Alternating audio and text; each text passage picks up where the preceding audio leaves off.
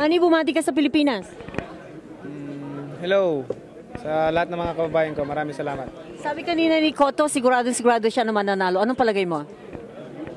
Panalo na siya ngayon.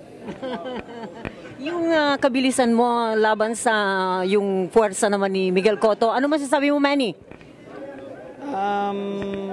Advantage natin yan na mas mabilis tayo sa kanya. Pero hindi tayo pwede magkumpiyansa. Magaling yung kalaban natin. May laki bang epekto yung pagsasanay mo sa Pilipinas sa Baguio? Hindi naman. Depende sa fighter yan. Kung magseryoso ka sa training, makapag-training ka. Kung depende sa disiplina. Maraming salamat sa iyo, Manny.